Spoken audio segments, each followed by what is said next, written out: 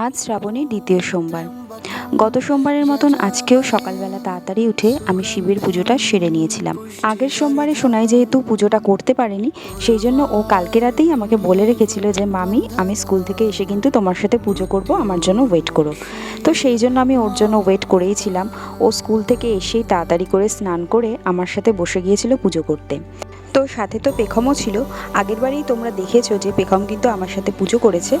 এবারে কিন্তু ও দিদিভাইয়ের সাথেই পুজোটা সেরে নিল।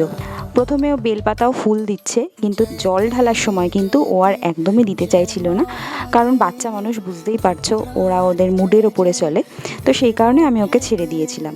এরপরে সোনাই একা একাই শিবের মাথায় জলটা ঢেলে প্রণাম করে ওর পুজোটা শেষ করলো। ওদের পুজো হয়ে যাওয়ার পর আমি বসে পড়লাম পুজো করতে। কিন্তু পেখমকে দেখো, ও কিন্তু আবার চলে এসেছে, এসে আমার কোলে বসে পড়েছে যে পুজো দেখবে। তো যাই হোক, আমি তো পুজোটা করতে বসেছি ঠিকই, কিন্তু পেখমকে দেখো, ও কিন্তু অনবরত দুষ্টুমিটা করেই চলেছে।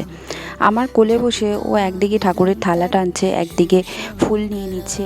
ও কিন্তু এরকমই করে। আমি যখনই পুজো করতে বসবো বা কেউ পুজো করতে বসলেই ও এসে হয় ঠাকুরের থালা টানবে, নয় ফুল টানবে, নয় গ্লাস নিয়ে নেবে।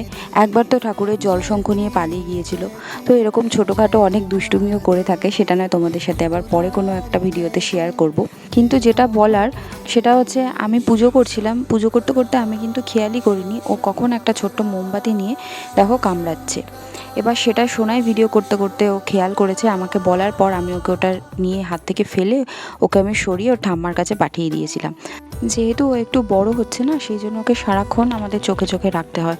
একটু চোখের আড়াল হলেই কিন্তু ও কিছু না কিছু একটা ঘটিয়ে ফেলে। তো এই দেখো, তোমাদের সাথে কথা বলতে বলতে কিন্তু আমার পুজোটা প্রায় শেষ হয়ে এসেছে। এই যে আমি এখন মহাদেবের মাথায় জল ঢেলে নিয়েছি। এরপরে আমি একটু আরতি করব এবং তারপরেই পুজোটা শেষ করব। তো তোমরা কারা কারা আমার মতন ছোট বাচ্চা নিয়ে পুজো করতে বসে এরকম দুষ্টুমির সম্মুখীন হও, আমাকে কিন্তু অবশ্যই কমেন্ট করে জানিও। আজকের এই ছোট্ট মিনি ব্লগটা যদি তোমাদের ভালো লাগে তাহলে একটা লাইক করে দিও এবং একটা সুন্দর কমেন্ট করে দিও। ভিডিওটা শেষ করার আগে সকলকে জানাই শ্রাবণের দ্বিতীয় সোমবারের অনেক অনেক শুভেচ্ছা। দেখা হবে আবার একটা অন্য ব্লগে। Till then, by.